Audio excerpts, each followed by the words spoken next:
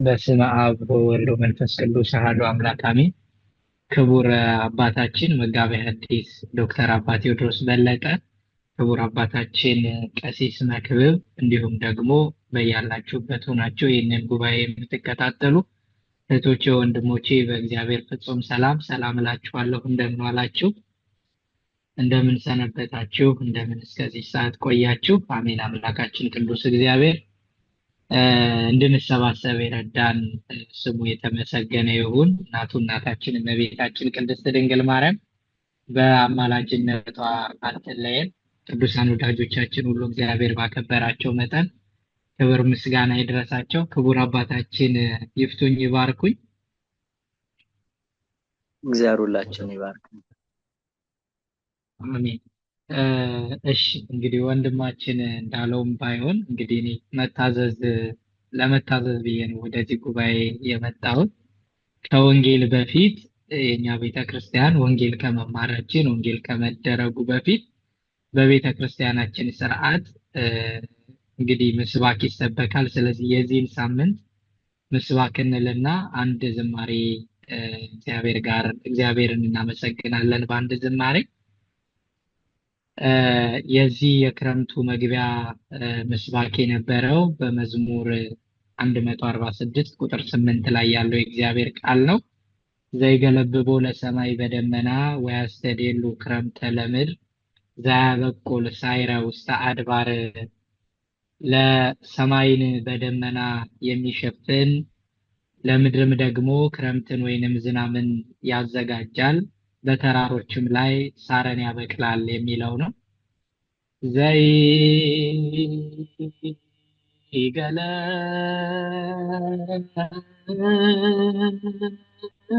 ዘይገለብቦ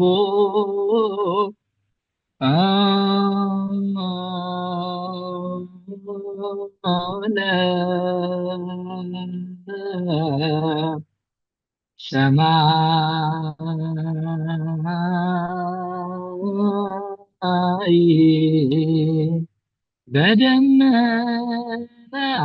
በደመና ወያስተድሉ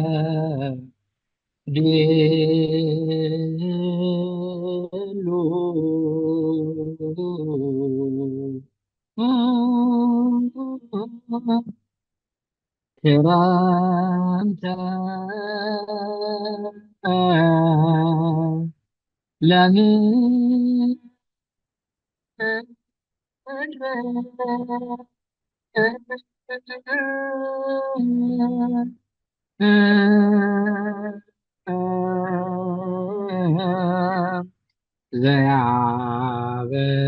ዘያበቁል ሳይረ ውስተ አድባር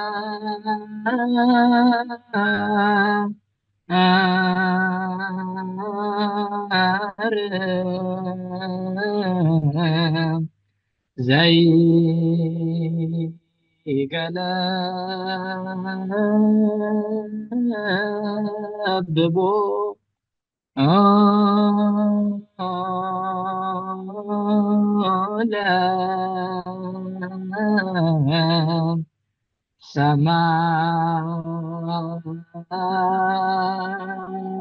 ሰማይ በደመና ወያስተድሉ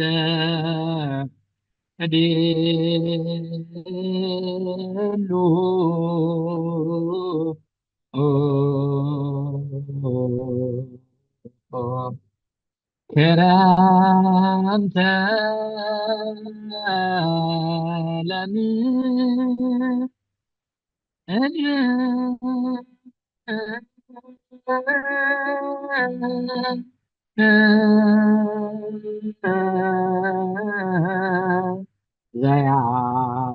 ዘያበቁል ሳይረ ውስተ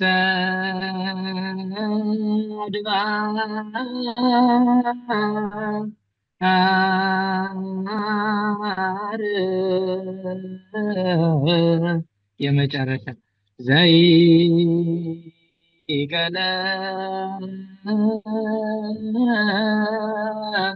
ብጎለ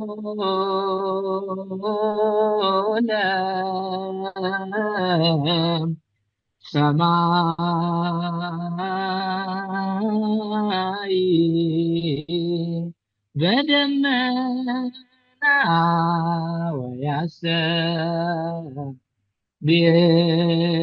ወያሰብየኑ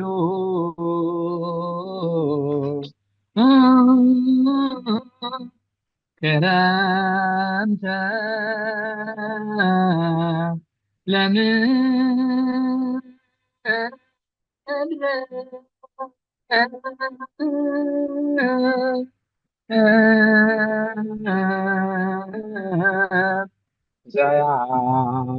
ዘያበቁል ሳይረ ውስተ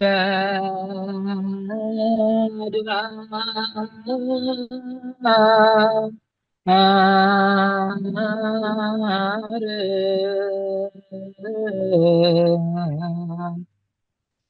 ወንጌል ከመስማታችን በፊት አንድ ዝማሬ ዮሐንስ ክቡር እያለን እንዘምራለን። በያለንበት ሆነን እግዚአብሔር ዝማሬያችንን እንዲቀበል ሁላችንም እግዚአብሔርን እናመሰግናለን።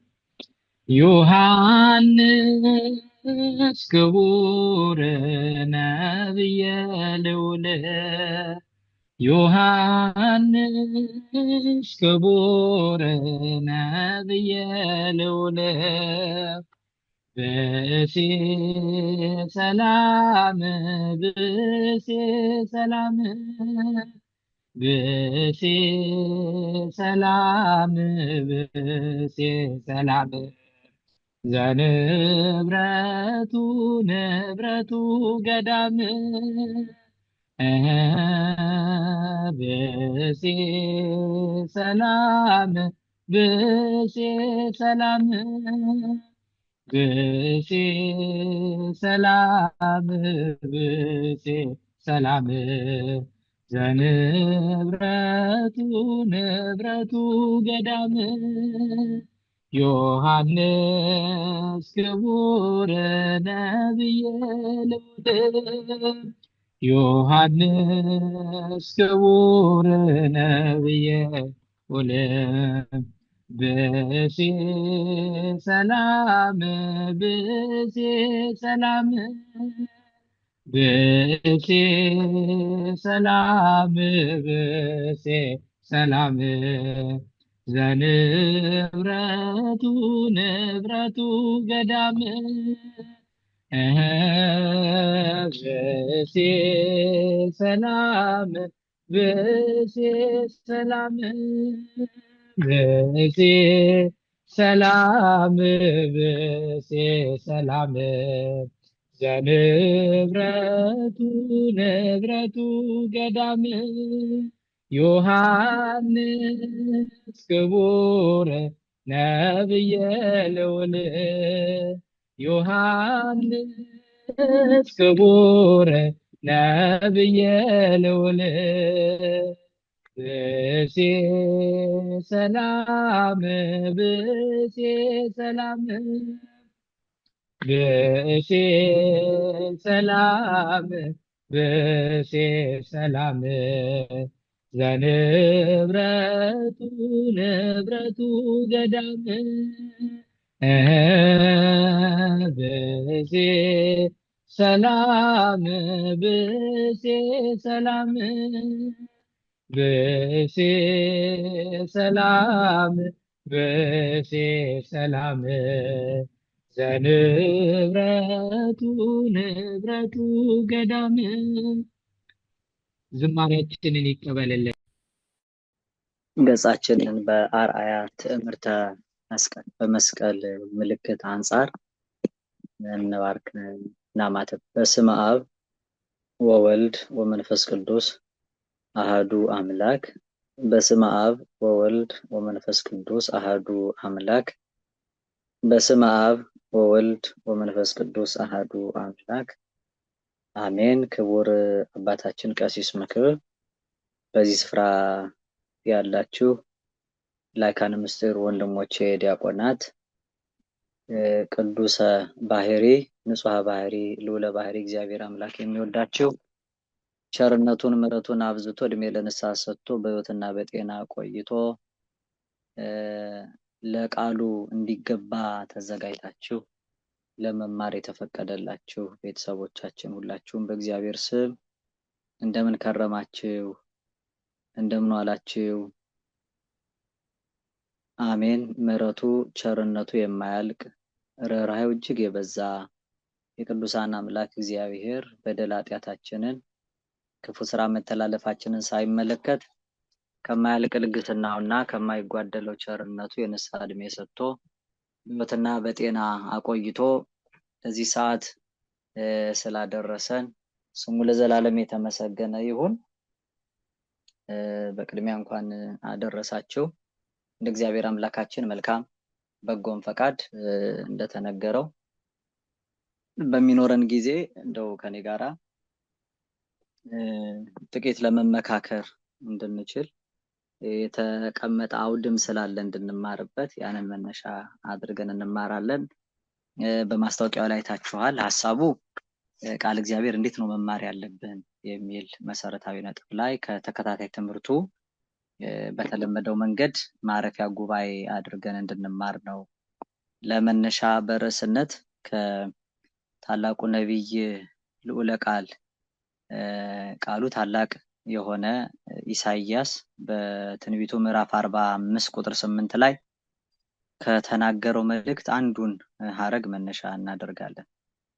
እናንተ ሰማያት ከላይ አንጠባጥቡ፣ ደመናትም ጽድቅን ያዝንሙ ብሎ ምድርም ትከፈት፣ መድኃኒትም ታብቅል፣ ጽድቅም በአንድነት ይብቀል፣ እኔ እግዚአብሔር ፈጥሬዋለሁና ይላል እግዚአብሔር። ከዚህ ውስጥ ምድርም ትከፈት መድኃኒትም ታብቅል የሚለውን መነሻ አድርገን ምድር ሰውነታችን የተዘራውን ዘር በአግባቡ ተቀብሎ ለራስ የምንድንበትን ሌላውን ሰው ለማዳን ጉልበት የሚሆነንን በቃልም በምግባርም የተገለጠ ሕይወት እንዲኖረን ቃል እግዚአብሔር እንዴት እንደ ምድር ልባችንን ከፍተን መስማት እንዳለብን የሰማነውን ቃል እግዚአብሔር ደግሞ እግዚአብሔር በቸርነቱ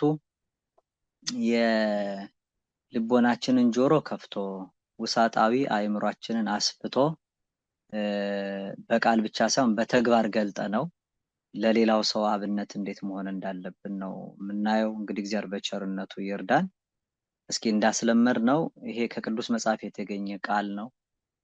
ቅዱስ የሆነው የመጽሐፍ ቅዱስ ቃል ጸሐፊው ታላቁ ነቢይ ኢሳይያስ ቅዱስ ስለሆነ ነው ቃሉም ቅዱስ የተባለው።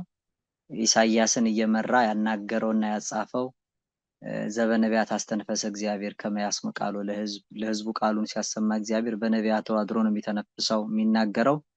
ያናገረው መንፈስ ቅዱስ ስለሆነ ቃሉ ቅዱስ ነው የሚባለው። የምንሰማ የምንናገር የምናነብ እኛንም ወደ ቅድስና መንገድ ስለሚመራን ጸላይ ሰናያት ርኩስ መንፈስ ዲያብሎስን የጨለማን ስራ የከፋ አጋንንትን በሙሉ ማራቅ የሚቻለው ኃይል ያለው ስለሆነ ቅዱስ ነው። ስለዚህ ከልባችን ሰሌዳ ከሊናችን ጓዳ እንዲያድር ተናግረው ነው እንድንቀደስ።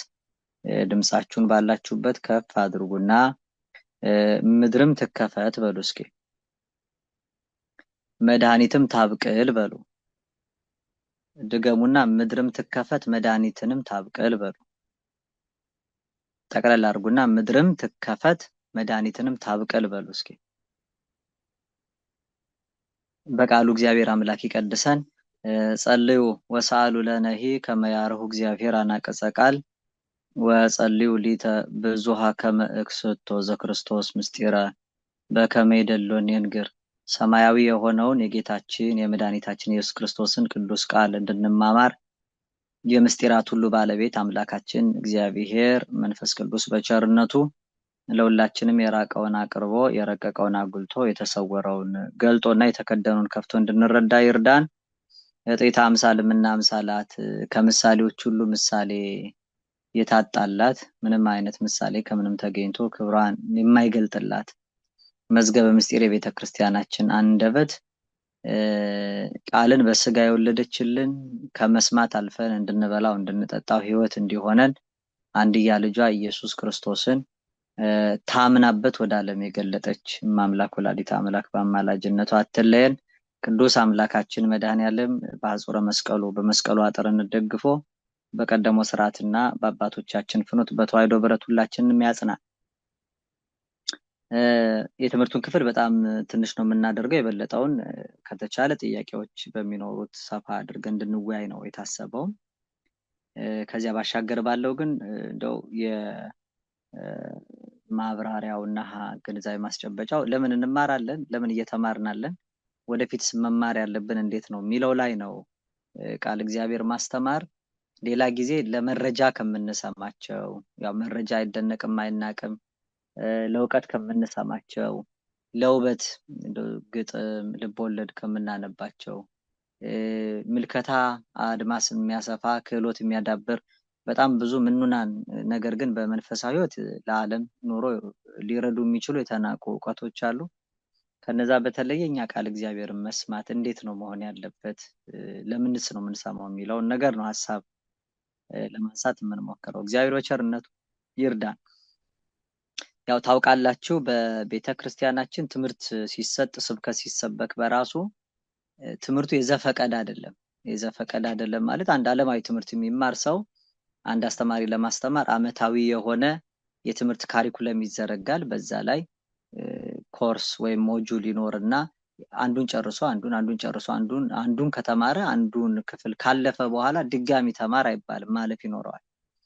በቤተ ክርስቲያን ትምህርት ግን አንዱን ቃል በራሱ የምንረዳበት አቅምና ሁሌ በተማርነው ቁጥር ባስተማርነውም ቁጥር በሰማነው ቁጥር በተናገርነውም ቁጥር የምንረዳባቸው ደረጃዎች በጣም የተለያዩ ነው የሚሆኑት።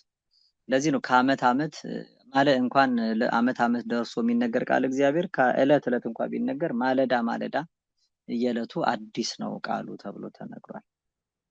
ስለዚህ ወቅትን መሰረት ያደረገ አከፋፈል ዕለትን መሰረት ያደረገ አከፋፈል በቤተክርስቲያናችን ቃል እግዚአብሔር ለማስተማር ትጠቀማለች። ወቅቶችና ሱባያት ተብለው የሚከፈሉ ጊዜያት እንዳሉ ታውቃላችሁ። አራቱ ወቅቶች በዚህ በአራቱ ባህሪያት በሚሰለጥኑባቸው ጊዜያት የሚሰጡ ትምህርቶች አሉ።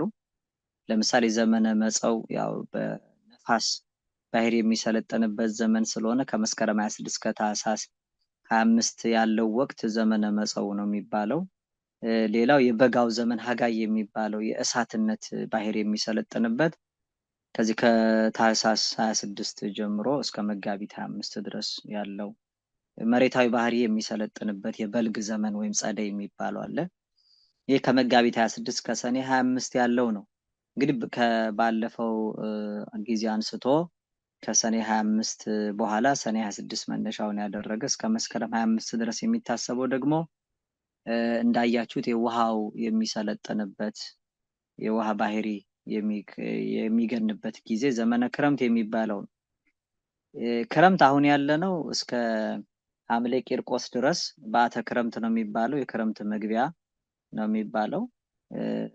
ይሄ ክረምት መግቢያ በአተ ክረምት የሚባለው ደግሞ የሚያስነግረው የበለጠ ትምህርት የሚሰጠው ስለ ደመና ስለ ዘር ነው የሚነገረው።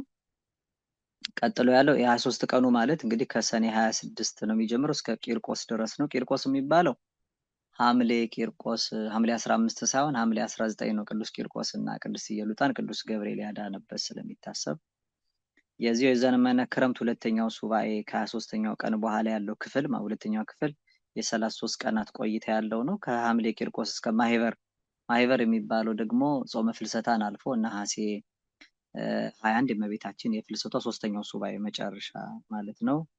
ይሄ ማህበር ነው የሚባለው። አሁን ስለ ደመናና ስለ ዘር ከተናገርነው እናልፍና ስለ መብረቅ፣ ስለ ነጎድጓድ፣ ስለ ባህር፣ ስለ አፍላጋት ወይም ስለ ወንዞች የሚያስነግር ጊዜ ነው። ከዚያ የአንድ ሳምንት የ7 ቀን ሶስተኛው ክፍለ ጊዜ ከማህበር እስከ አብርሃም ነው። አብርሃም ይስሐቅ ያዕቆብን ቤተክርስቲያን የምታስበው ያው ነሐሴ 28 ቀን ነው። ከነሐሴ 21 ጀምሮ እስከ ነሐሴ 28 ነው። ያ የዘመን መለወጫና የተለያዩ ቅዱሳን መታሰቢያ ዝክር የሚነገርበት ነው። ቀጥሎ ከአብርሃም እስከ ዮሐንስ ያለው ዘመነ ጳጉሜን ይዞ ያለ ነው። ስለ ጓለቋት ወይም የቁራ ልጅ ይነገራል። የእግዚአብሔር መጋቢነት የሚነገርበት ነው። ስለ ደስያት አይነ ሁሉ የሁሉም አይነ እግዚአብሔርን ተስፋ እንደሚያደርግ ወንዞች ሞልተው ዝናማት ዘንበው ደሳት ግን አለመጥፋታቸው ደሴቶች በውሃ መካከል ተገድበው ህይወት መቀጠሉ በራሱ እግዚአብሔር እኛን ከመገቦቱ እንደማይረሳ የሚነገርበት ነው። ከዚያ የሳምንቱ ጊዜ ደግሞ ድጋሚ ያልፍና የ16 ቀናት ከቅዱስ ዮሐንስ እስከ መስቀል አለ። ከመስከረም 1 ጀምሮ እስከ 16 ነው። ይሄ አዲስ ዘመን ስለሆነ ስለ ዘመን መለወጫው የሚነገርበት ክረምቱ ማለፉ አዲሱ ዘመን አሮጌውን ሰውነት አስወግደን በንስሐ እንዴት መታደስ እንዳለብን የሚነገርበት የዓለም ማለፍ የክርስቶስ መምጣት ሁሉ ጭምር ይሰበክበታል። ያ ከዚያ የመጨረሻው የ9 ቀናቱ ጉዞ ነው። ዘመነ ክረምቱን እንድናውቀው መረጃ እንዲሆን ነው። ከመስቀል እስከ መጻው መግቢያ ድረስ ያለው ከመስከረም 17 እስከ መስከረም 25 እንግዲህ ይሄ የክረምት ማብቂያ የዕለታት ማሳረጊያ ተብሎ የሚታወቅና በልዩ መልኩ ቤተክርስቲያን ከክብረ መስቀሉ አንስቶ እስከ ብዙሃን ማርያም ያለውን በዓል ሁሉ እያሰበች የሊቃውንት መገኘት በተለይ የሚዋጋንን ጸላይ ሰነት ዲያብሎስን ድል ነስተን በምድር ላይ ራሳችንን ጠብቀን መኖር እንዳለብን በስፋት ትምህርት የሚሰጥበት ነው። የዚህ ዘመነ ክረምት መነሻው አሁን ያየነው መነሻ የውሃ ባህሪ የሚሰለጥንበት 90 ቀን ቆይታ የሚኖረው አሁን በአተ ክረምት ወይም የክረምት መግባቱን የምናስብበት ነው እስከ ሐምሌ ቅዱስ ገብርኤል ድረስ። ስለዚህ የሚነገረው ስለ ዘር እና ስለ ደመና ነው። ደመና ታውቃላችሁ ያው የዝናብ ምንጭ ነው። ዘር ደግሞ የትላንትና የፍሬ ውጤት ነው። ፍሬው ነው ጎተራ ከገባ በኋላ ቆይቶ አሁን ወጥቶ ስለሚበተን የሚዘራ የሚበተን ስለሆነ ማለት ነው። ስለሆነ ተበታኙ ዘር እየተባለ ይታወቃል። እንግዲህ ትትፌሳ ሰማይ በላይሉ በዚህ በተነሳንበት ክፍል ላይ ከምድር በላይ ያለ ሰማይ ደስ እንዴት እንደሚላት ዝናብ ለዘር ጠል ለመከር እንዴት እንደምትሰጥ ከዛ በኋላ ወይነሰንሳ ጽድቀ ደመናት ደመናትም ደግሞ ዝናምን እንዴት እንደሚያንጠባጥቡ እንዴት እንደሚያዘንቡ ከዛ ወታበቁል ምድር ርታቡረ ምድርም ደግሞ በአንድነት የዘሩባትን እንዴት እንደምታበቅል ከተናገረ በኋላ ይሄን ሁሉ የፈጠርኩት ግን እኔ እግዚአብሔር ነኝ ይላል። እንግዲህ ስለዚህ ያዛቸዋል እግዚአብሔር ሰማያትን ምን ብሎ አዟል? እንግዲህ እናንተ ሰማያት ከላይ ሆናችሁ አንጠብጥቡ እናንተ ይላል።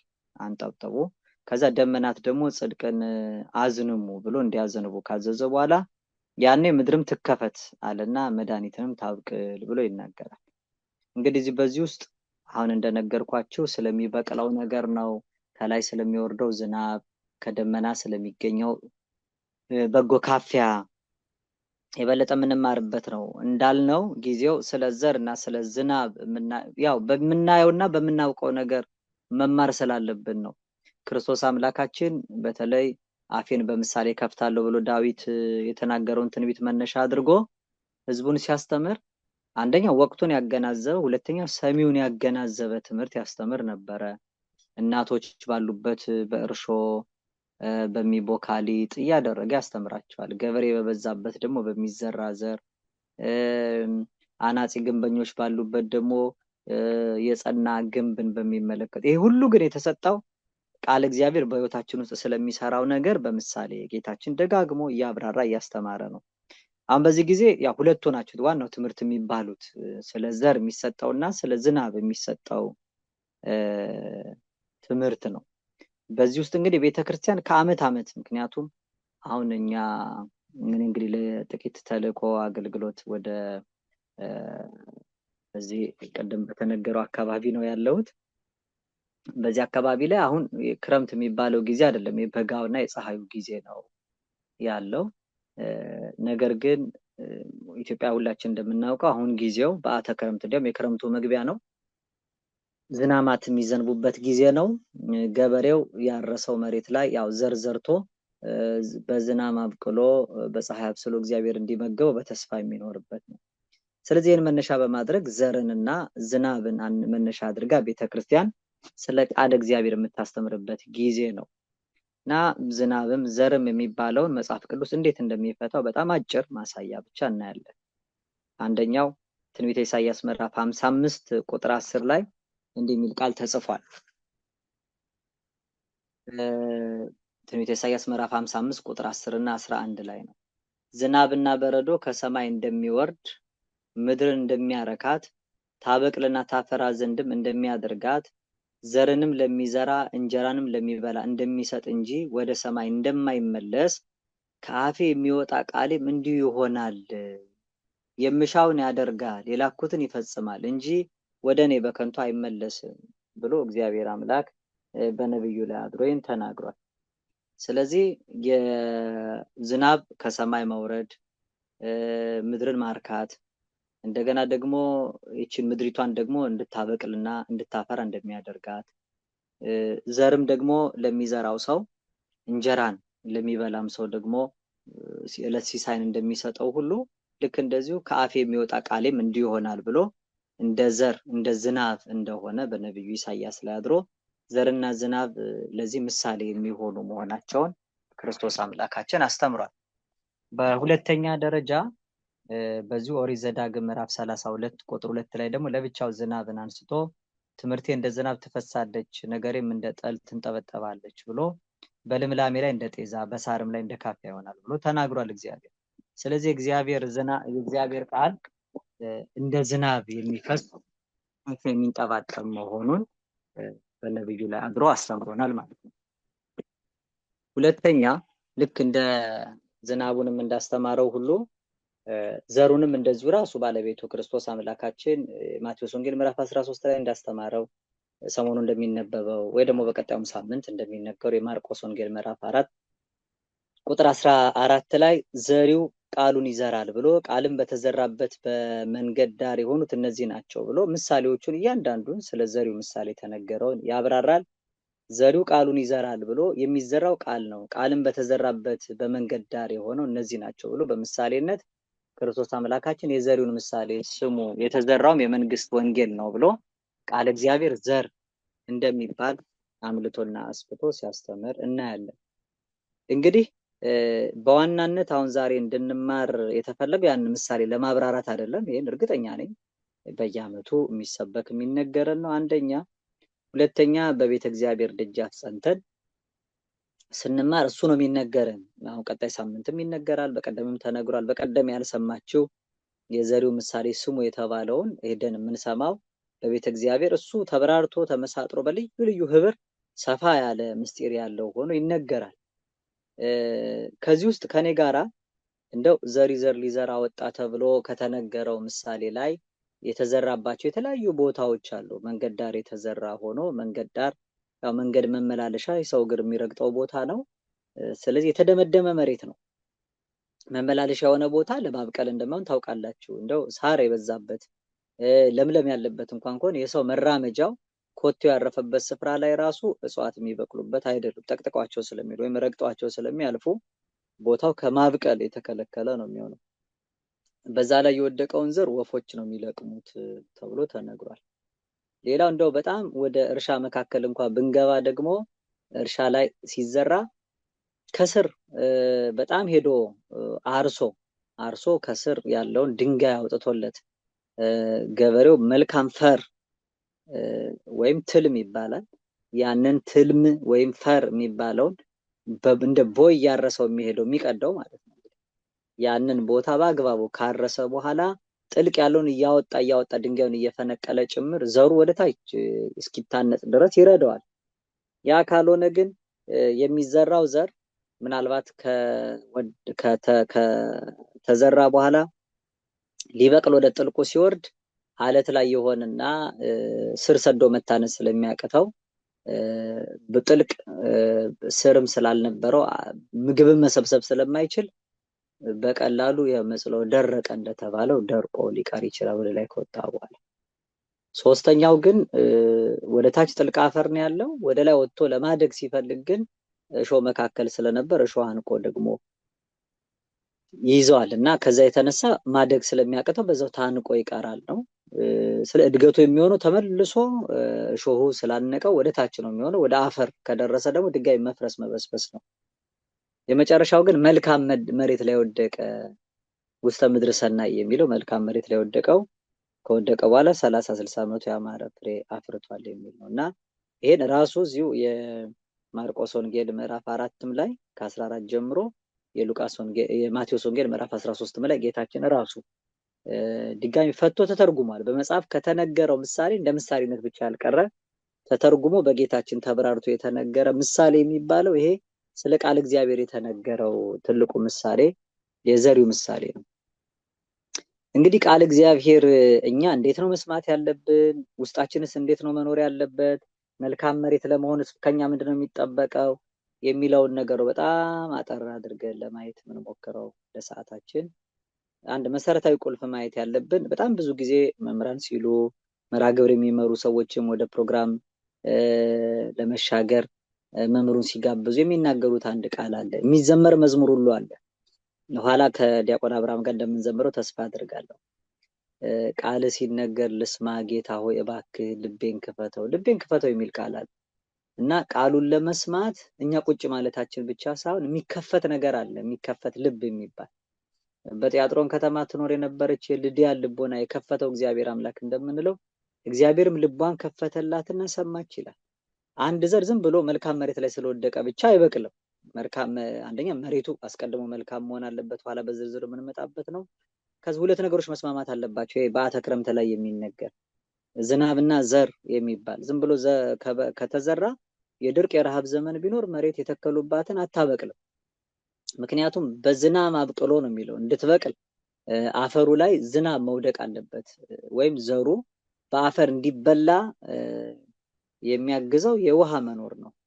ያ ሁሉ አለና ዋናው ነገር እንግዲህ በዚህ ሁሉ ውስጥ ዘር የተባለውን ቃል እግዚአብሔር ካደረግን ዝናብ ደግሞ የሚባል ዝናብ በብዙ ቦታ ቃል እግዚአብሔር እየተባለ ተፈቷል። አልፎ ግን ከሰማይ የሚወርድ ስለሆነ እንደገና ከሚልከውም አካል የሚገኝ ስለሆነ ዘሩም ሁለቱም ዘርና ዝናብ የሚባሉት ቃል እግዚአብሔርና መንፈስ ቅዱስ ተብሎ ተፈቷልና ያለ መንፈስ ቅዱስ ፈቃድ ያለ እግዚአብሔር አጋዥነት ቃል እግዚአብሔርን ሰምቶ በራስ ጉልበት ብቻ አንብቦ አለበለዚያም አድምጦ መረዳት አይቻልም።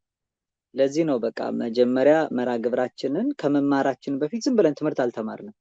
ዘር ነው። ከዘሩ በፊት ግን መሬቱ ራሱ ዘር የሚቀበል መሆኑን ክረምቱን ለማሳየት ስንል ነው መርሐ ግብራችንን በጸሎት የከፈትነው። እግዚአብሔር መንፈስ ቅዱስ በመካከላችን ተገኝቶ ራቀ የተባለውን አቅርቦ፣ ረቀቀ የተባለውን አጉልቶ፣ ተሰወረ የተባለውን ገልጦ፣ ተከደነ የተባለውን ከፍቶ እንዲያስረዳን የምንለምነው ይሄ ዝናቡ ነው። ዋናው ዝናቡ ነው እና ዘሩን የሚዘራው ክረምት ስለሚመጣ ነው። ክረምት ካልመጣ ዘር አለ፣ መሬት አለ፣ ግን አይዘራም። መንፈስ ቅዱስ ካልፈቀደ በስተቀር ልባችንን አዘጋጅተን የምንሰማበት ጉልበት ካላገኘንና እግዚአብሔር ካልፈቀደልን በስተቀር ያ የሚሆን አይደለም። ስለዚህ እግዚአብሔር አምላክ ለማን ነው ዝናምን የሚልከው የሚለውን ማወቅ ያስፈልጋል። መጀመሪያ እንግዲህ ደጃቸውን ለከፈቱን የቃሉን ደጅ ወይም ምስጢራቱን እግዚአብሔር አምላክ የሚገልጥላቸው የቃሉን ደጅ የሚከፍትላቸው። ይሄ ምን ማለት ነው? በተለመደ ሁለት አነጋገር የልብ ጆሮ፣ የውስጥ አእምሮ ይላሉ አባቶቻችን። ይሄ ማለት የልብ ጆሮ ማለት ይሄ ውጪ ያለው የጆሮአችን ክፍተቱ ድምጽ እየሰበሰበ ወደ ውስጣችን የታምቡር ክፍል ላይ ያቋር ወደ አንጎላችን የሚሰደው ክፍል አይደለም። ይሄ እዝን ሰሚ የሚባላል ወይም እዝን ሰሚያ የሚለው መጽሐፍ ይሄ እዝነ ልቦና የሚሰማው ጆሮ የትኛው ነው የሚባለውን ማወቅ አለበት። የሚሰማው ጆሮ ለዚህ ነው እኮ የማቴዎስ ወንጌል ምዕራፍ 13 ቁጥር 9 ላይ የዘሪውን ምሳሌ ስሙ ብሎ ከጨረሰ በኋላ ጌታችን ምን አለ? የሚሰማ ጆሮ ያለው ይስማ አለ። ሁለት ትርጉም ነው ያለው ይሄ ዘቦ እዝን ሰሚአ ለይስማ የሚለው የሚሰማ ጆሮ ያለው ይስማ ማለት የሚሰማ ሰው ጆሮ ካለው ይስማ ነው። ይሄ በተለመደው የምናውቀው ነው። ሁለተኛ የሚሰማ ጆሮ ደግሞ አለ። መስማት የሚችል ጆሮ ያለው ሰው ይስማ የሚለው ይሄ መስማት የሚችል ጆሮ ማለት መረጃ የሚሰበስበው ከውጭ ያለው አንቴና አይደለም። አይናችን እያየ እኛ በውስጠኛው አይናችን ካላስተዋልናቸው ነገሮችን ማየታቸውን እንኳን አናውቅ። ምንድነው የሚባለው በሰዎች የስነ ልቦና እሳቤ ውስጥ አንድን ሰው መጀመሪያ እንደማያስተውል ከተነገረው አይምሮ ውስጥ ያለው ትልቁ አይን መዘጋት ይጀምራል። የፐርሰፕሽን ኦፍ ብላይንድ ስፖት የሚባል አለ። እቃ አምጣ እንኳን ተብሎ እሱ ግን አይም በቃ ያው ዝም ብሎ ያምጣ ነው እንጂ መቼም ቢባል አያይም የሚለው ትልቁን ሐሳብ አይምሮ ውስጥ ስለሚያደርገው በአይኑ እንኳን እያየ ፊት ለፊት ያለ እቃ እንኳን አንስቶ ለማምጣት ለማቀበል ይቸገራል። የማይገኝለት ሆኗል። እንደማያይ ራሱን ስለሚያሳምን የስጋዊ አይኑ ቢያይ ሙሳጣዊ አይኑ ግን ከማስተዋል ይደነዝዝበታል። ለዚህ ነው የመጀመሪያ ሰዎች ደጃፋቸውን እነሱ መክፈት አለባቸው። እግዚአብሔር አምላክ ምስጢሩን እንዲከፍትላቸው እንዲገልጥላቸው የመረዳት አቅማቸውን የመገንዘብ ብቃታቸውን ማጎልበት የሚችሉት ያው ይሄንን ቀደም እንዳልነው ነው፣ ዝናቡን በመጠጣት ነው። ያ ዝናብ የተባለው የመንፈስ ቅዱስ እርዳታ ነው። ልክ እዚህ ጆሮ ያለው መስማትን ይስማ እንዳልነው ሁሉ የእግዚአብሔር ቃል ለሁሉ ነው የሚሰበከው። እንግዲህ የእግዚአብሔር ቃል ዓለምን ሁሉ እንደሚከድን፣ ትምህርቱ ከጽንፍ እስከ አጽናፍ እንደሚዳረስ፣ ለፍጥረት ሁሉ ወንጌል እንደሚሰበክ፣ የእግዚአብሔር ቃሉ ምድር እንደምትከድን ተነግሯል። ነገር ግን ምንም እንኳን የእግዚአብሔር ቃል ምድርን ብትከድን ልባቸውን ለከደኑ ሰዎች ግን እግዚአብሔር አምላክ ቃሉን ምስጢር አይገልጥላቸውም። ምንድነው የሚለው መጽሐፍ ሁለተኛ ቆሮንቶስ መልእክት ምዕራፍ 4 ቁጥር 3 ላይ ወንጌላችን የተከደነ ቢሆን እንኳን የተገደነባቸው ለሚጠፉት ነው ይላል። ወንጌላችን የተከደነ ቢሆን እንኳን አይከደንም፣ የተገለጠ ነው። መቼ አሁን በልማድ አሁን አስተማሪዎች እርስ በርስ የምንባባለው ነገር አለ። አስተምሩ ተብለን ስንጠራ አንዱ አስተማሪ ካልተመቸው ሌላውን ሰው እባክህ ሂድና እንዲህ አይነት ጉባኤ አለ እሱን ጉባኤ ሸፍንልኝ እንላለን። ማለት የሚነገረው ቃል እግዚአብሔር የሚገለጥ ነው። ያው ቃሉን መግለጥ ትምህርቱን ማስተማር ነው የሚባለው። ግን በአገባቡ ጉባኤው እንዳይታጎል ያን ጉባኤ ቆመህ አሳልፍልኝ ለማለት ነው ሸፍንልኝ የሚለው። በቦታው ላይ ኃላፊነት ወስዶ ድርሻን ለመወጣት ነው። ግን በአገባቡ በቃ የመገለጥ ወንጌል ነው የሚባለው። መገለጥ ወንጌል የሚባለው ለምንድን ነው? ልባቸውን ለከፈቱ የሚከፈት ቃል እግዚአብሔር ስለሆነ ነው። የተከደነ ቢሆን እንኳን ይላል ወንጌላችን የተከደነ ቢሆን እንኳን ለሁሉ ግን አይደለም፣ የተከደነባቸው ለሚጠፉት ነው። ለሚጠፉት ሰዎች እግዚአብሔር አምላክ የቃሉን ደጅ የልቦናቸውን ጆሮ ይሰውርባቸዋል። ለዚህ ነው ልባቸውን ላልከፈቱ የቃሉ ምስጢር አይገለጥላቸውም። ስለዚህ እግዚአብሔር ቃሉን የሚገልጠው ራሳቸውን ገልጠው ለሰጡት ሰዎች፣ ደጃፋቸውን ለከፈቱ የምስጢሩን በራፍ እግዚአብሔር አምላክም ይከፍትላቸዋል ነው። ስለዚህ ቃሉን ለመስማት ትምህርቱን ለማድመጥ የመጀመሪያ የሚያስፈልገው የልቡና ጆሮ ነው ወይም እዝነ ልቡና ነው። ለዚህ ነው ዘቦ እዝን ሰሚዐ ለይስማ፣ የሚሰማ ጆሮ ካላችሁ የሚሰማውን ይሄን ቃል እግዚአብሔር ነው ስሙ ይላልና የሚሰማ ጆሮ እንዲኖረን በተለይ ከመስማት በላይ ደግሞ ሰሚዐ ትሰሙ ወይትልቡ፣ መስማት ትሰማላችሁ ነገር ግን አታስተውሉም እንደተባለ የሚያስተውል የልቦና ከልብ ያለ ጆሮ፣ ልብ የሚል የሚያስብ የሚያገናዝብ ጆሮ እግዚአብሔር አምላክ በቸርነቱ ለሁላችንም ያድለን። እንግዲህ ጆሮ ታድሏል፣ ተሰጥቷል። እንዲህ የሚባለው ለምንድን ነው? ያንን ለመግለጥ ያብቃን፣ ያንን ገልጠን ለመስማት ደግሞ እግዚአብሔር አምላክ ይርዳን ማለት ነው። ሁለተኛው የልቦና ጆሮ ብቻ ሳይሆን ውሳጣዊ አእምሮ ደግሞ ያስፈልጋል። ይሄ ማለት የልቡና የሚባለው የሚያስብ የሚያገናዝብ አናላይዝ የሚያደርግ የሚያስተውል ጆሮ እንዳልነው ሁሉ አእምሮ ደግሞ ማለት ዕውቀት ነው። እንግዲህ አዋቂ የሆነ የውስጥ ማስተዋል ውሳጣዊ ማስተዋል ማለት ነው። ነብዩ ኢሳይያስ በትንቢቱ ምዕራፍ 44 ቁጥር 18 ላይ አያውቁም አለ አያስቡም አለና እንዳዩ አይኖቻቸውን እንዳያስተውሉ ልቦናቸውን ጨፍነዋልና ይላል። እንዲህ ከሆነ በሌላው ነገር በጣም ብንበረታ በምድራዊ ነገር ብንራቀቅም እንኳን ቃል እግዚአብሔርን የማወቅ ጉልበታችን በጣም ደካማ ነው የሚሆነው። ለዚህ ነው በጣም ብዙ ያወቁ የተረዱ በዓለም ዕውቀት በስጋዊ ምርምር አንቱ ተብለው የሚታወቁ ሰዎች በጣም ቀለል ባለ መንፈሳዊ ሚዛን ተመዝነው ቀለው የሚገኙት። ቀለል ባለ መንፈሳዊ ሚዛን መመዘን ማለት የመጣ የዕለት ክርስቲያን አይደለም፣ ንዑስ ክርስቲያን ወይም ንዑሰ ክርስቲያን፣ የክርስቲያን ታናሽ ወይም ታናሹ ክርስቲያን በራሱ መጥቶ ሊረዳ የሚችለውን ነገር ኖረናል የሚሉ እምነት ያላቸው በለብዙ ነገር ዕውቀት ያላቸው ሰዎች ሳያስተውሉ ሳይረዱት ይቀራሉ። እንዲያውም ኤርሚያስ ምን ብሏል? ትንቢተ ኤርሚያስ ምዕራፍ 4 ቁጥር 12 ላይ ሕዝቤ ሰንፈዋልና አላወቁኝም አለ። ሰነፎች ልጆች ናቸው አለ፣ ማስተዋልም የላቸውም። ክፉ ነገር ለማድረግ ብላተኞች ናቸው፣ በጎ ነገር ማድረግ ግን አያውቁም ይላል። እና የሰነፈ ሰው ለመንፈሳዊ ነገር መስነፍ ማለት ይሄ ነው። ክፉ ነገር ለማድረግ በዓለማዊ ኑሮ በስጋዊ ህይወት በምድራዊ ሐሳብ ለመራቀቅና ለመጠበብ በጣም ብላተኞች ናቸው ነው። ክፉ ነገር ለማድረግ ብላተኞች ናቸው። አሁን አስቡ፣ ዓለም የሚወድምበትን ሰዎች ከሰው ጋር ሳይስማሙ የሚኖሩበትን ነገር በሙሉ ለመፍጠር አእምሯቸው በጣም የሰላ ሰዎች አሉ። ለክፉ ነገር አእምሯቸው የሰላ ሰዎች ማለት ነው። እንደዚህ አይነት ሰዎች በጎ ነገር ለማድረግ ግን ፈጽሞ አያውቁም፣ አይረዱም ማለት። ምክንያቱም ሰንፈዋል፣ እኔን አላወቁኝም፣ ሰነፎች ልጆች ናቸው፣ ማስተዋልም የላቸውም ይላል። እና የእግዚአብሔርን ቃል ለመስማት መጀመሪያ የልቦናችን ጆሮ እንደገና ውሳጣዊ የሆነ ይሄ አፋዊ የሆነ በደጅ ያለ ጊዜያዊውንና የሚታየውን ቁሱን ነገር ብቻ የሚመራመር ሳይሆን ከቁሱ ያለፈውን ረቂቁን ከምድራዊ ያለፈውን ዘላለማዊው ሰማያዊውን ከጊዜው ያለፈው ዘላለማዊውን ነገር ለመረዳት የዛኛው ዕውቀት ውሳጣዊ የሆነ አፋዊ ደጅ ያለ ወይም ኃላፊው ነገር ብቻ ሳይሆን በውስጥ ያለውን ነገር የመረዳት አቅማችን መበርታት ይጠበቅበታል ማለት ነው። እንግዲህ ይህንን ካየን አንዳንድ ነጥብ እስኪ በጣም ባጭሩ ዘሩ እንዲበቅል ምን ማድረግ ያስፈልጋል? አሁን ቅድም መልካም መሬት ላይ የተዘራ ዘር ነበረ 30 60 100 ያማረ ፍሬ አፍርቷል ካልን እለት እኛም ቃል እግዚአብሔር እንሰማለን፣ ቃሉ ይዘራብናልና እኛ መንገድ ዳር አይደለንም ብለን እናምናለን። ውስጣችንም አለት የለም ብለን እናምናለን።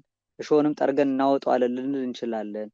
ነገር ግን ዘሩ እንዲዘራበት ምንድነው ከኛ ህይወት የሚጠበቀው? ለዘሩ መብቀል፣ በመልካም ፍሬ መገኘት፣ ለአጨዳ ራስን አዘጋጅቶ ማኖር፣ ወደ ጎተራ የሚገባ እንጂ ወደ እሳት የማይጨመር እንዲሆን ህይወታችን ምንድነው ከኛ የሚጠበቀው የሚለውን ነገር ማስተዋል ያስፈልጋል። አንደኛ መጀመሪያ ከኛ ከራሳችን ለዘሩ የሚመች ስፍራ ማዘጋጀት አለብን። ሰውነታችን ላይ ነው ይሄ የሚሰራው። እንግዲህ የዘሪው ምሳሌ ስሙ ተብሎ የተዘራው የወንጌል ቃል ነው ተብሎ የወደቀበት ቦታ ሲነገር መልካም መሬት ላይ ወድቋል ከተባለ ለዘሩ የሚመች መሬት ማለት የታወቀ የተስተካከለ በአግባቡ የታረሰ መሬት መሆን አለብን። አለት አይኑረው እሾህ አይኑረው ካልታረሰ ራሱ ማለት ነው። ካልታረሰ ራሱ ከንቱ ነው የሚሆነው፣ ከመሬት ምንም አያንስምና በአግባቡ የታረሰ መሬት መሆን አለብን። በዚህ በመጽሐፈ ሲራክ ምዕራፍ 7 ከቁጥር 1 ጀምሮ እስከ 3 እንደሚል ቃል አለ። መጀመሪያ እኛ ቃሉን ከመቀበላችን በፊት ምንድነው ደረጃ ማለፍ ያለብን የሚለውን ማለት ነው። ኢትግበራ ለእኪት ይላል። አንደኛ ክፉን አትስራ ይላል። ለምን? ወይርከብ ከእኩይ ይላል። ክፉ እንዳያገኝ አንተ ክፉ ነገርን ደግሞ አትስራ ይላል። ክፉ የሚሰሩትን ሰዎች ክፉ ነገር ያገኛቸዋል። መጥፎ የሚያደርጉ ሰዎች መጨረሻቸው ጥፋት እንደሆነ ሁሉ ማለት ነው። ከዛ ተጋስ እምናመጻ ይላል። አመጻ በደል ነው። ከበደል ራስን ደግሞ አርቅ ይላል። ከበደል ራስን አርቅ። ወትትጋስ እምኔከ ለሊሃ ይላል። እርሷ ራሱ ካንተ ትርቃለች ያኔ ይላል። እኛ ስንርቃት ብቻ ነው ከኛ መራቅ የምትችለው በደል። እንግዲህ አስቡ፣ መጀመሪያ ክፉ አትስራ። ምክንያቱም ክፉ ከሰራ ክፉ ነገር ነው የሚያገኘው አለ። ያው ታውቃላችሁ፣ ክፋት ለራስ ነው፣ ደግነት ለራስ ነው። ደግነት መልሶ ይከፍላል እንደሚባለው ክፋትም አይረሳም፣ ይከፍላል። የክፉዎች ዋጋ ክፋት ነው። መቼም ክፉ ነገር መልሶ ያገኛቸው። የክፉዎች ስራቸው ክፋት ነው፣ ዋጋቸውም ደግሞ ክፉ ነገር መልሶ ያገኛቸዋል። ከዚያ በኋላ ሁለተኛ ክፉ ነገር እንዳያገኝህ አለና ከበደል ራቅ አለ። አንተ ተጋስ ምናመጻ ከአመጽ ራቅ። ያኔ አንተ ከራካት እሷም ደግሞ ወትትጋስ እምኔከ ለሊሃ ለራሷ ካንተ ራሱ ትለያለች፣ ትርቃለችና። ከዛ መልሶ ምን አለ? ኢትዝራ ውስተ ትልመ ኃጢአት አለ። በኃጢአት ትልም ውስጥ እንዳትዘራ አለ። ይሄ በኃጢአት ትልም የሚባለው እንግዲህ የገበሬ ቋንቋ ነው። ምናልባት ከከተማ ያለን በውጭ ያለን ሰዎች ላንረዳው እንችላለን። በገጠር ካለን ግን እንደው ቃሉ ቤተሰባዊ ትልም የሚለው ፈር የሚባለው የታረሰው መሬት ማለት ነው። እና በዚህ በኃጢአት ትልም ውስጥ አትዝራ አለ። ምክንያቱም ከመኢተረራ ለከ ምስብኢተ ይላል። 7 እጥፍ ላንተ እንዳታጭድ መልሰህ በዚያ ውስጥ እንዳትዘራ አለ። 7 እጥፍ ከሷ እንዳትሰበስብባት በኃጢአት ትልም ውስጥ አትዝራ ይላል። በኃጢአት ትልም ማለት ትልሙ ለሌላ ነገር ከተዘጋጀ ለዘር ባልተዘጋጀ እርሻ ውስጥ ማለት ነው። ለበጎ ነገር ባልተዘጋጀ እርሻ ውስጥ እንዳትዘራ ይላል። ስለዚህ በአግባቡ ለዘር መዝራት የተዘጋጀ መሬት ሊኖር ያስፈልጋል። ይሄ ማለት ቅድም እንዳልነው ከአመጻ ከክፋት የተለየ እግዚአብሔር አምላክ እኛን አሰናድቶ ለቃሉ ማደሪያ እንዲያደርገን መንፈስ ቅዱስ ልባችን ለዲዲያ እንዲከፍትልን ዘሩ ሲዘራ በጎ የሆነ መሬት ከኛ ማዘጋጀት ይጠበቅብናል። ቃል እግዚአብሔር ከመስማት በፊት እንኳን ቃል እግዚአብሔር ከመስማት በፊት ቀርቶ ጸሎት ከመጸለያችን በፊት እንኳን ማድረግ ያለብን አንዱ ትልቁ ጥንቃቄ መጸለይ ነው። ሰው ከመማሩ በፊት መጸለይ ያለበት። በቃ መጽሐፍ ቅዱስ ስታነቡ ገልጣችሁ ያገኛችሁትን ክፍል አይደለም የምናነበው። ምክንያቱም የሰይጣን ማሳት አታውቅምና። አሁን ቃል እግዚአብሔር ሆኖ መጽሐፍ ቅዱስ ሆኖ ስንገልጠው እኛ እንዴት ልንስት እንችላለን? ቅዱስ ነው ቃሉ እኮ እንላለን። ሰይጣን ለራሱ ማሳት የመጽሐፍ ቅዱስ ጥቅስ እንደሚጠቅስ ስለምናውቅ እርሱ ራሱ አሁን አንዳንድ ጊዜ መጽሐፍ ቅዱስ ስንገልጥና የሆነ ነገር ስናደርግ ይቺ እነዛ ጥቅስ ናት፣ ይቺ የመናፍቅ ጥቅስ ናት፣ ይቺ ጴንጤ ጥቅስ ኖሮት መናፍቅ መጽሐፍ ቅዱስ ቃል ኖሮት አይደለም።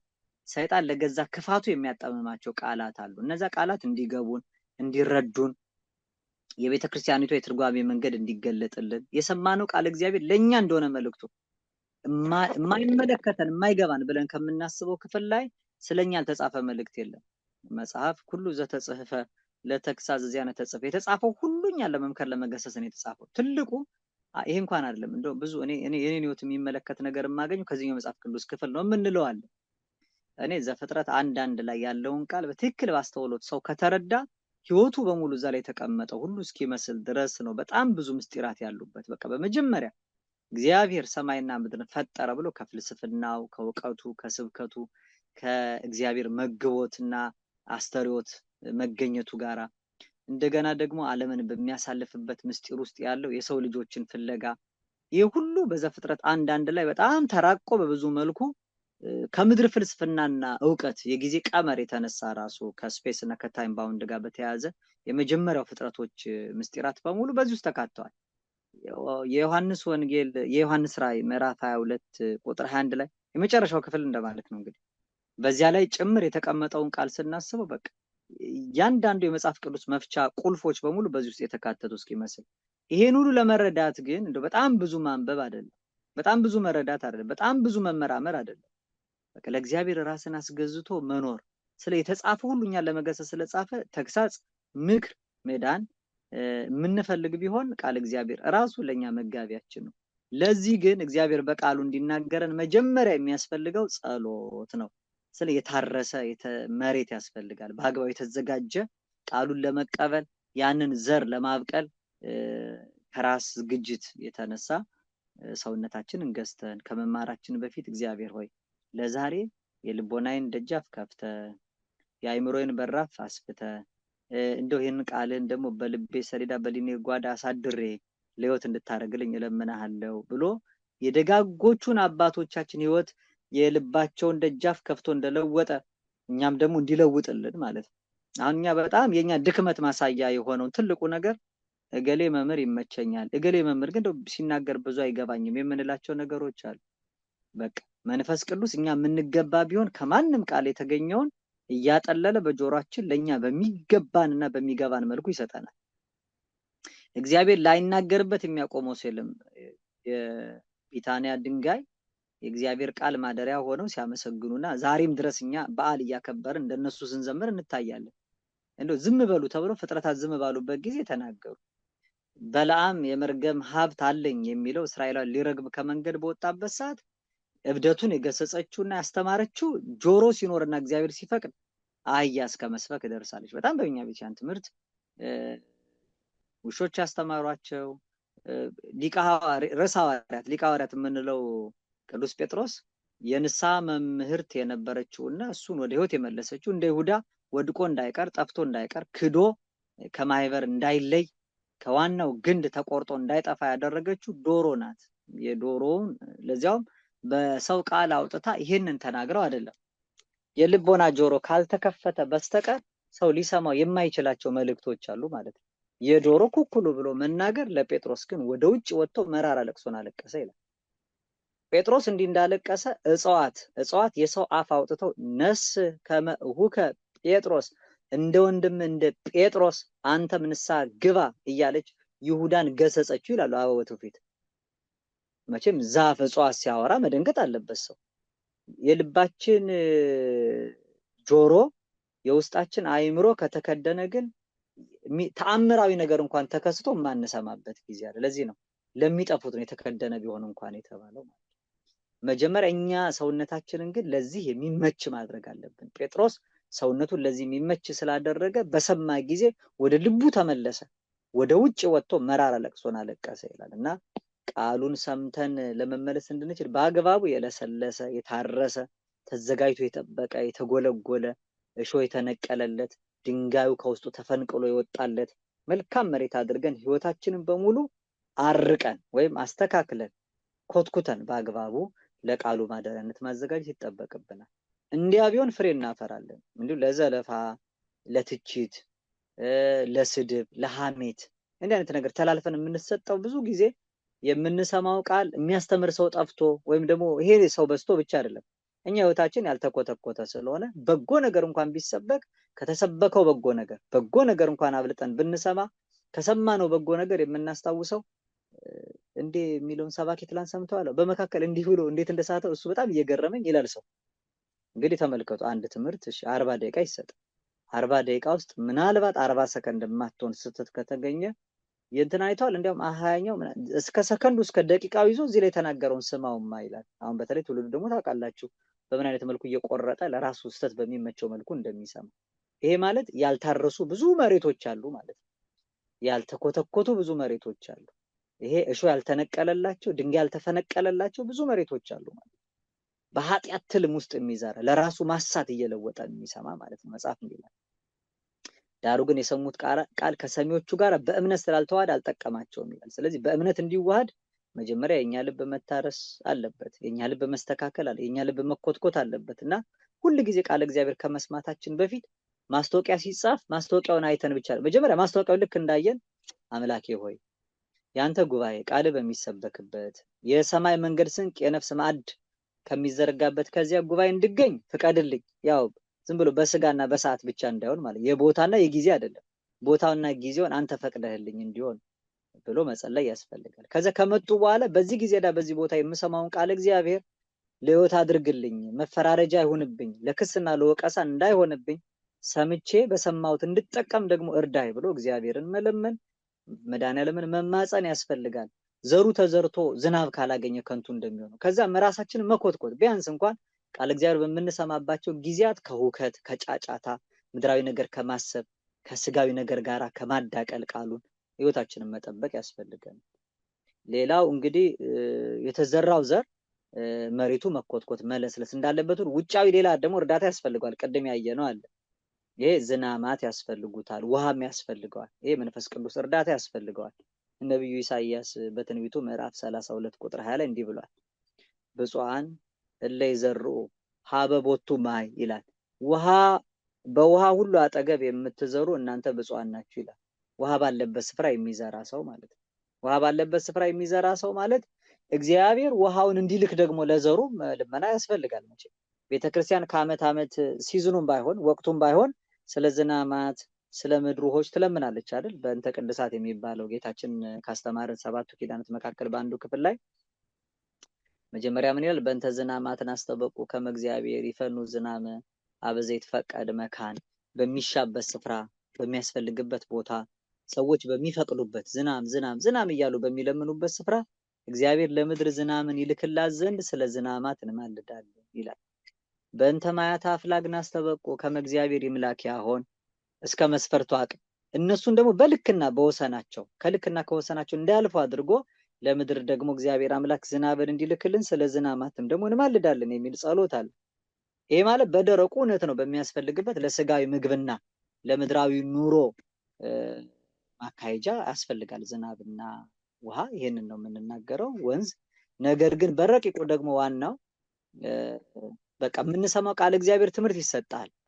ቃሉ በልባችን ሰሌዳ በሊናችን ጓዳ እንዲታተም ደግሞ መልካም መሬት መሆናችን ብቻ አይበቃም። ስለዚህ እርዳታ ያስፈልጋል፣ ዝናብ ያስፈልጋል፣ ውሃ ያስፈልጋል ይላልና ዝናብና ውሃ የመንፈስ ቅዱስ እርዳታ ያንን ዘር ከአፈሩ ጋር ተገናኝቶ ተብላልቶ ተዋህዶ ወደ መልካም ፍሬነት እንዲለወጥ የሚያደርገው ዘርን ወደ ፍሬ የሚያበቃው ይሄ ሲኖር ነው። ስለዚህ ያንንም እንደው እኛም ደግሞ የት ነው መዝራት ያለብን የሚለው ማወቅ አለብን። ብፁዓን እለ ይዘርኡ ሀበ ቦቱ ማይ፣ ውሃ ባለበት ስፍራ ነው መዝራት ያለብን። እግዚአብሔር መንፈስ ቅዱስ ባለበት አንደኛ ዝም ብለን እየሄድን ያለ ቦታው እንደው ዛሬ እንደሚደረገው ለቃል እግዚአብሔር ክብር እስከማሳጣት ድረስ በየቦታው እንግዲህ ሂዱ ወንጌል ለፍጥረት ሁሉ ስበኩ ተብሏል። ነገር ግን ያለ መንፈስ ቅዱስ እርዳታ ያለ እግዚአብሔር አጋዥነት ሊሰሙ የማይችሉ ሰዎች መካከል ላይ ይልቁንም ቃል እግዚአብሔሩን መዘበቻ መጫወቻ በማድረግ በማጣመም ጭምር የሚናገሩ ሰዎች የበለጠ ፍዳ ዕዳ እንደሚያገኙት ማሰብ። ስለዚህ በሚገባበት ስፍራ ላይ መናገር የተሃቡ ዘተቀደሰ ለከለባት የሚለው መጽሐፍ ለዚህ ነው። የተቀደሰው ለውሾች አትስጡ፣ እንቁዎቻችሁን እሪያ ፊት እንዳትጥሉ ይላልና ቃል እግዚአብሔር የሚሰበከው የት ነው? ለማን ነው የሚነገረው? ከነማ ጋርስ ነው? ቃል እግዚአብሔር ተጫዋውቱ ሲባል መጫወትስ የሚገባው ለዚህ የሚገባውን የመንፈስ ቅዱስ ማደሪያ ደግሞ ራሱን የሰጠውን ሰው ማሰብ ማወቅ ያስፈልጋል። ቅዱስ ጳውሎስ ነው ረጅም ሰዓት ስብከት ይሰብክ ነበር፣ ትምህርት ያስተምር ነበር እና ትምህርቱ በጣም በረዘመ ጊዜ ይላል አንድ ሰው በመስማት መንፈስ ቅዱስ ስላልረዳው እንዲያደምጥና እንዲሰማ እንዲያስተውል እንኳን ዝናብ ስላልነበረው ከሚሰማው ነገር የተነሳ ዘንግቶት እንቅልፍ ወስዶታል። ከትልቅ ተስላስ ወይም ደርብ ላይ የነበረ ሰውን ወድቆ ሁሉ ወደ መሬት እንደወደቀ መጽሐፍ ይነግረናል። ስለዚህ እንዲህ አይነት እኛም ከክብራችን መውደቅ የምንደርሰው የምንሰማው ቃል እግዚአብሔር ከንቱ ሆኖ የሚቀረው ምንም እንኳን መሬቱ መልካም ቢሆን በራሴ እውቀት በራሴ ማስተዋል በራሴ አቅም እሰማዋለሁ ብሎ ከማሰብ ዝናብን ውሃን መለመን ያስፈልጋል። እዚህ የመዝሙረ ዳዊት አንደኛው መዝሙር ላይ እፀንተ ተክልት ሀበ ሙሃ ዘማይ ይላል። የተተከለች ዛፍ አለች። ይቺ የተተከለችው ዛፍ የት ነው የተተከለችው አለ? መልካም መሬት ላይ የተተከለች አይደለም የሚላት። ሀበ ሙሃ ዘማይ ውሃ ፈሳሽ ባለበት ስፍራ ላይ ተተክላ ነበር። እንተቱ ፍሬ አበበ ጊዜ ወቆጽላን እየተነገፍ ይቺ በየጊዜው ፍሬዋን እንደምትሰጥና ቅጠሎቿም እንደማይጠወልጉ ነው የምትሆነው ብሎ ተናግሯል። እና ቅጠል የማይጠወልገው ፍሬም በየጊዜው መስጠት የሚቻለው ውሃ ዳር የተዘሩ ሲኮን ነው። ስለዚህ አንድ ሰውነታችንን ማዘጋጀት ያስፈልጋል። አይደለም ለቃል እግዚአብሔር ለመስማት ጸሎት እንኳን ለመጸለይ ራሱ መጸለይ ያስፈልጋል። አምላኬ ሆይ ምለምንህን ማመሰግንህን መመሰክርልህን ቃል ከልቤ እንዳደርገው ብሎ እግዚአብሔር መማጸን። ለዚህ ነው አቡነ ዘበሰማያት ብላችሁ ጸልዩ ነው ያላቸው። አቡነን ከመጸለያችን በፊት ምን እንለዋለን እኛ? ስትጸልዩ እንዲህ ብላችሁ ጸልዩ ብለ ልጅ እንዳስተማረ እንደዚህ ነው የምንጠራ። አንተ የጌቶች ጌታ የነገስታት ንጉስ ነህ ብለን መቅደም እንኳን መግቢያ ዘርፍ አለው። ስለዚህ ልክ እንደዚህ ቃል እግዚአብሔርን ከመስማታችን በፊት የሚናገረው ሲነገረው የሚሰማው እግዚአብሔር ይናገረኛል ብሎ እንዲያደምጥ በዚህ ራስን መኮትኮት ያስፈልጋል። መልካም መሬት ከዛ በኋላ ያንን እችላለሁ ብሎ ብቻ ሳይሆን ደግሞ ተጨማሪ በቃ አሁን እኔ ስለምችል እግዚአብሔር ስለሚገልጥልኝ ብቻ ሳይሆን አሁንም ብችልም ቅሉ ግን ከነሱ የሚያዋህደውና እንዲጠቅማቸው አድርጎ የሚያሰማቸው መንፈስ ቅዱስ ነው ብሎ ልሳነ ዓለም ከሳቴ ምስጢርን የሚገልጥ የዓለም ሁሉ ቋንቋ የሆነ መግባቢያችን መንፈስ ቅዱስን ረዳትነት መጠየቅ ያስፈልጋል። የታረሰ መሬትና ዝናብ ውሃ ያስፈልጋል። ከዛ ውጪ መልካም ዘርም ያስፈልጋል። መልካም ዘር በጎ ዘር ማለት ነው። መቼም ስንዴ ማጨድ የሚፈልግ ሰው ጤፍ ዘርቶ ስንዴ ተስፋ አያደርግም። መልካም ፍሬ ከኩርንችት ከሾ እንደማይለቀም ጌታችን እንደተናገረው ማለት ነው። መዘበት ማፌዝ ነው ተብሏል። እንዲያውም አትሳቱ ይላል ገላትያ ምዕራፍ 6 ቁጥር 7 ላይ አትሳቱ፣ ምክንያቱም እግዚአብሔር ስለማይዘበትበት ይላል። እግዚአብሔር አይዘበትበትምና አትሳቱ። ሰው የሚዘራውን ሁሉ ያንኑ ደግሞ የሚያጭደዋል። ከዘራን የዘራነውን ነውና ዘር ያስፈልጋል። መልካም ዘር፣ እንክርዳድ የሌለው መልካም ዘር፣ ያልተዳቀለ መልካም ዘር። የተዝራ ውስተ ትልማ ኃጢአት በኃጢአት ትልም ውስጥ አትዝራ እንደተባለው ያ የሚዘራው ዘር መጀመሪያ ሁለት አይነት ዘር በእርሻ መካከል አትዝራ ይላል መጽሐፍ ራሱ ኦሪት ዘሌዋውያን ምዕራፍ 19 ቁጥር 19 ላይ እና ሁለት አይነት ዘር አትዝራ ማለት አትደባልቅ ነው። አትደባልቅ አንደኛ ለመሰብሰብ ያስቸግራል ነው፣ አንዱ አንዱንም እህል ይሻማል ነው። ስለዚህ በመልካም አድርጎ በጎ አድርጎ ለቅሞ መልካም ዘር ማዘጋጀት ያስፈልጋል። ይሄ ማለት ለምሳሌ እኛ ምንማር ቢሆን ምንሰማ ቢሆን ማን ነው ምንሰማው ከማን ነው ምንማረው የሚለውን ማወቅ ያስፈልጋል። መቼም ቤተክርስቲያን አምና ያስቀመጠችውን ሰው ብለን አውደ ምሕረት እየሰማን ስላልሆነ በዚህ ዘመን መምህራኖቻችንን በየቤቶቻችን ላይ በራሳችን ላይ አንገሰናቸው ስለሆነ እኔ በጣም የሚመቸኝ ገሌ ነው የምንላቸው ሰዎች እነማን ናቸው? እንደው የመልካም ዘር ባለቤቶች ናቸው እንክርዳድ አለባቸው የሚለውን በእምነት የማይመስለውን ሰው ጭምር እኮ እኔ ንግግሩ ይመቸኛል። ባይዘው የሚሰጠው ትምህርት ቀላል አይደለም። በቃ አይናገርም። አሁን ምንም እንኳን ፕሮቴስታንትም ቢሆን ቅዱሳንን ምናም ሲሰድብ አላየው፣ ድንግል ማርያምን እንኳን ሲሰድባት አለ። በቃ ዝም ብሎ ጥርት ያለ ንጹህ ወንጌል ነው ይላል።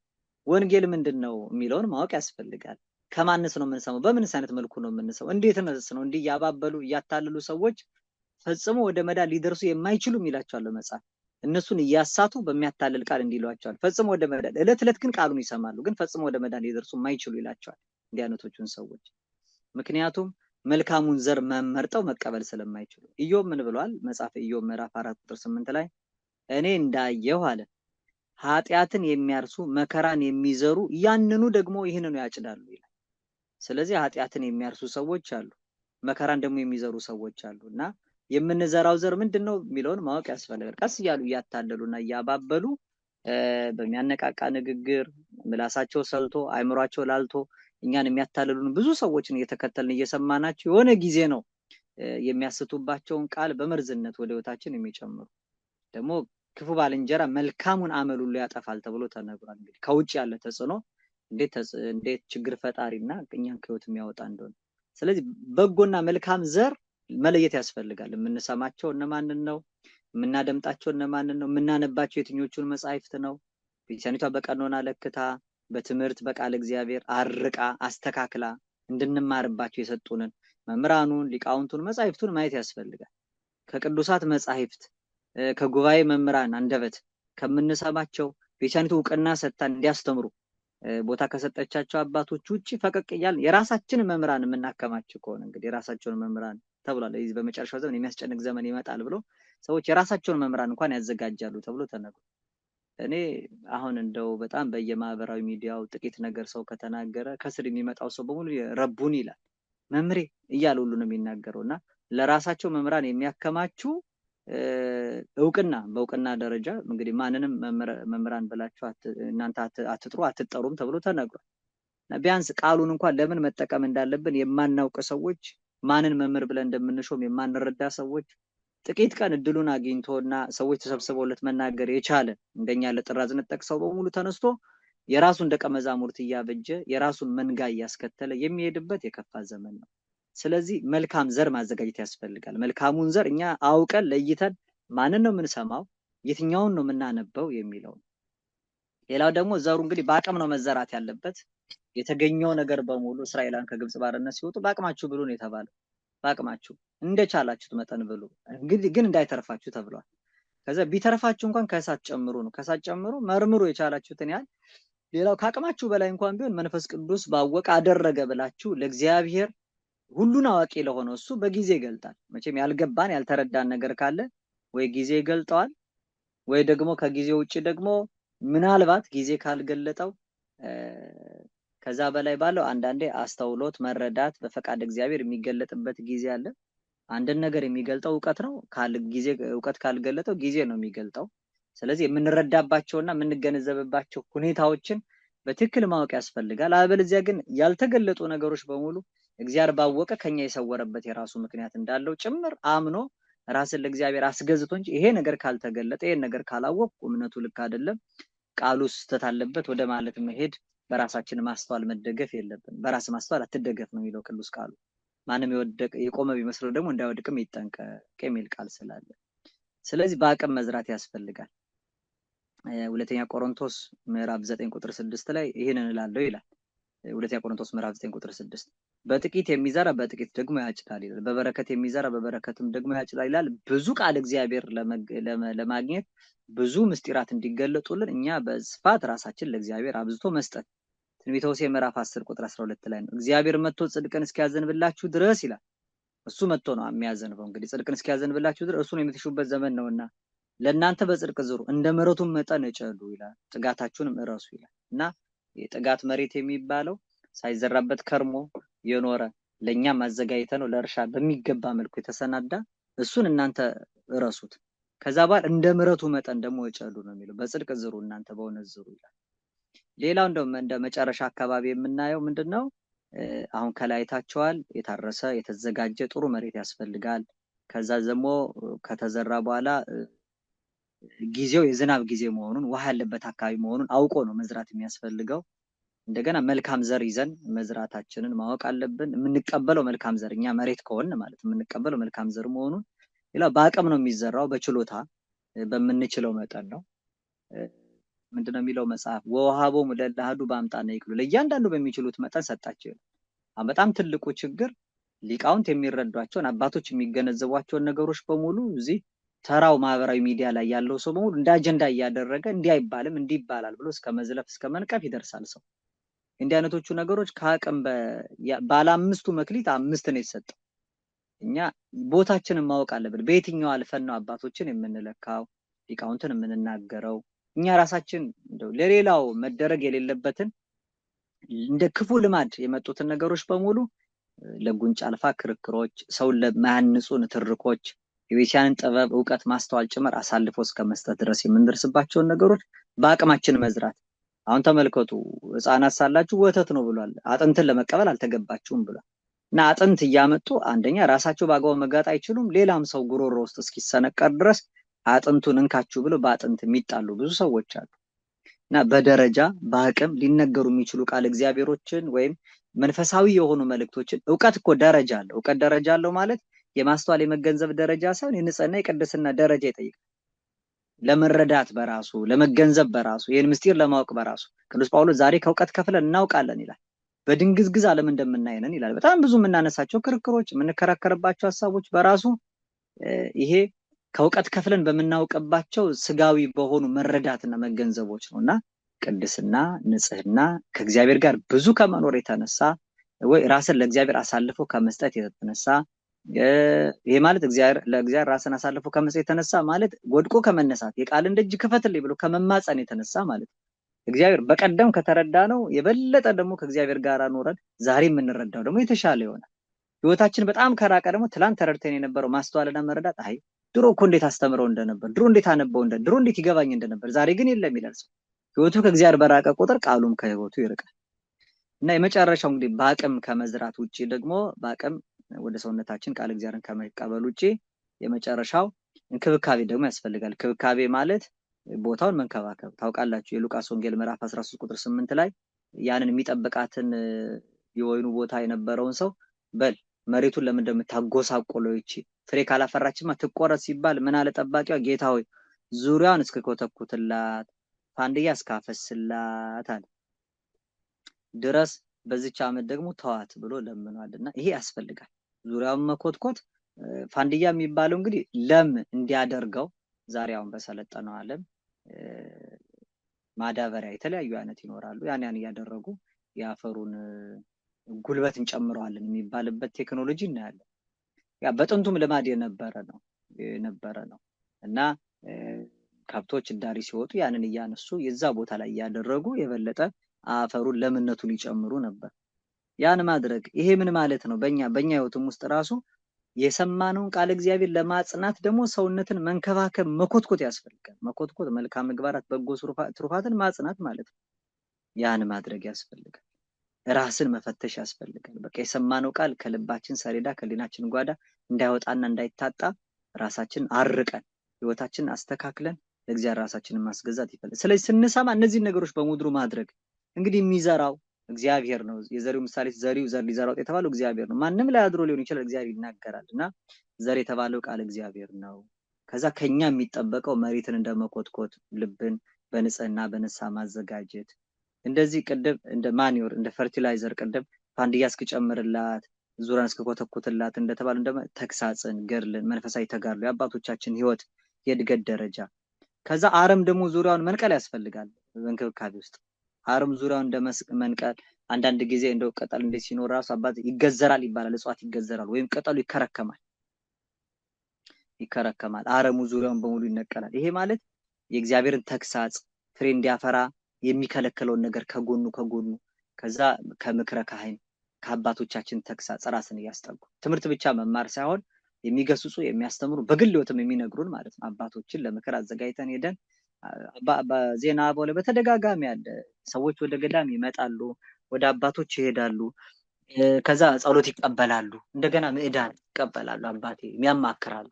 ቃል እግዚአብሔር ከመስማት መጻሕፍትን ከማንበብ ጎን ለጎን ደግሞ ጊዜ ወስደው በምክረ ካህን ይመራሉ። ካህን እንዲመክራቸው አባቶች እንዲገስጿቸው ያደርጋሉ።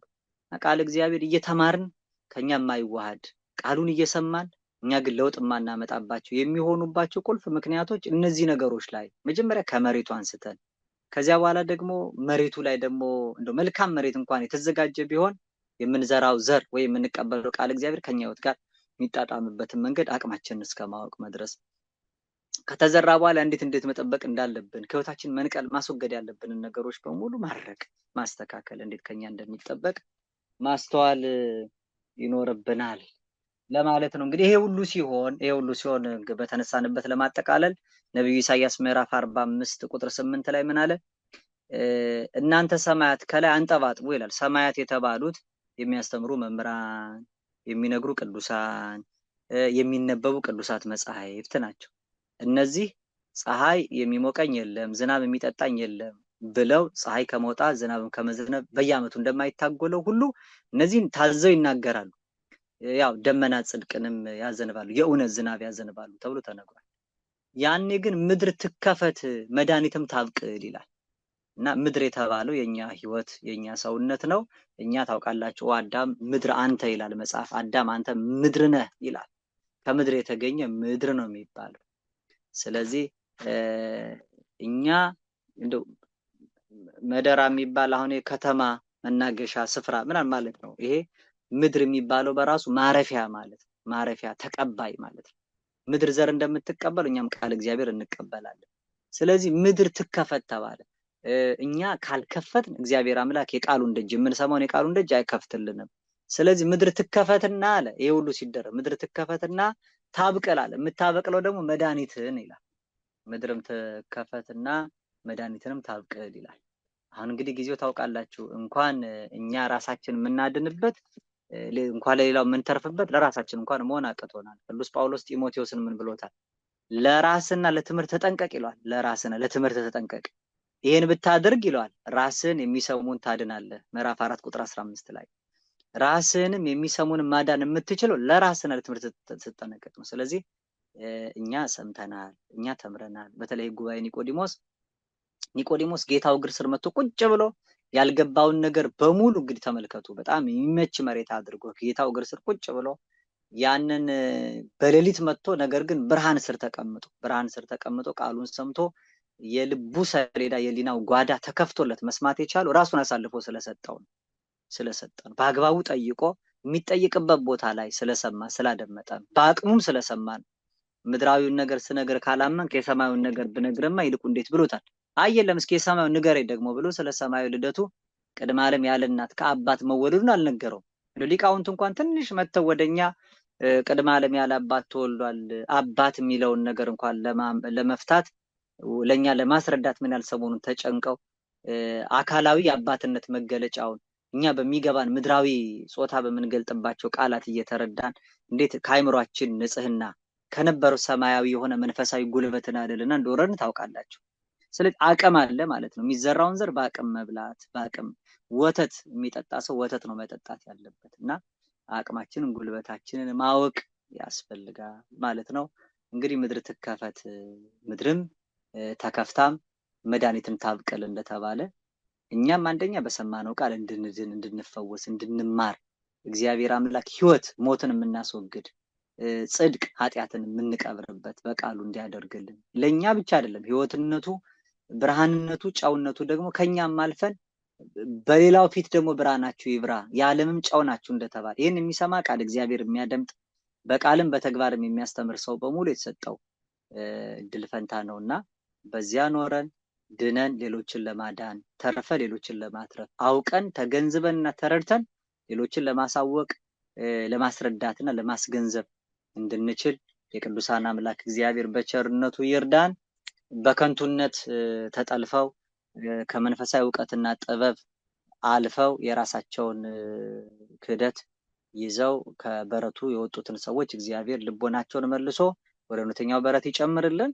በበረቱ የምንኖር ሁላችንም ደግሞ እግዚአብሔር አምላክ በቸርነቱ ውሳጣዊ አእምሮ የልቦና ጆሮ ከፍቶልን ለዘሩ የሚመች ስፍራ አዘጋጅተን የታረሰ መሬት እንደገና የሚዘራው ዘር ደግሞ ከአፈሩ ጋር እንዲዋሃድ የሚያግዘውን የመንፈስ ቅዱስ እርዳታ ዝናቡን ውሃውን አዘጋጅተን እንደገና ደግሞ መልካም የሆነውን ዘር ያልተቀላቀለውን ከሌላ ያልተበረዘውን የሚገኝበትን ንጹህን ምንጭ አውቀን ደግሞ መልካሙን ዘር ከፍሬው እንደገና ደግሞ በአቅም በጉልበታችን በምንችለው ልክ ብቻ እንድንቀበል ከዚያ ያንን ደግሞ የተቀበልነውን ቃል ደግሞ ተንከባክበን ጠብቀነው ወደ መልካም ፍሬ እንድንደርስ እግዚአብሔር በቸርነቱ ይርዳን። የመጨረሻው ጸሎት በእንተ ፍሬያተ ምድር እናስተበቁ ከመ እግዚአብሔር የሀባ ፍሬሃ ለምድር ለዘር ወለማይረር እግዚአብሔር ለዘርና ለመከር እንዲሆን ለምድር ፍሬዋን ይሰጣት ዘንድ ስለ ምድር ፍሬን ማለዳለን እንደሚለው የተዘራው ዘር ለምድር ፍሬ ሆኖ በመልካም 30 60 100 አፍርተን ምድራችን የተባለው ሰውነታችን የተቀበለውን ቃል እግዚአብሔር አጥፍቶ በዚያም ተቀጥቶ ከግራ ቁመት ተከልክሎ እግዚአብሔር አምላክ እንዳንጠፋ እንዳንቀርበት ወደ ቀኝ ቁመት መልሶን ከቅዱሳኑ ጎራ እንዲደምረን ቅዱስ ፈቃዱ ይሁንልን። ሀገራችን ወደ ጽኑ ሰላም ይመልስልን። ተዋህዶ ሃይማኖታችንን ቅዱስ ቤተክርስቲያናችንን በቀደመ ክብርና ልዕልና ይጠብቅልን። የሁላችንንም ጸሎት የሰመረ ፍጻሜም ደግሞ ያማረ እግዚአብሔር በቸርነቱ ያደርግልን። ምድርም ትከፈት መድኃኒትንም ታብቅል ትንቢተ ኢሳይያስ ምዕራፍ 45 ቁጥር 8 ከዘመነ ክረምቱ ረድኤትና በረከት እግዚአብሔር በቸርነቱ ከፍሎ ከሚታሰቡትም ቅዱሳን ቃል ኪዳን ምልጃ እግዚአብሔር አምላክ አሳትፎን የድነት ሰዎች ያድርገን። ይቆየን። ወስብሐት ለእግዚአብሔር ወለወላዲቱ ድንግል ወለመስቀሉ ክቡር አሜን።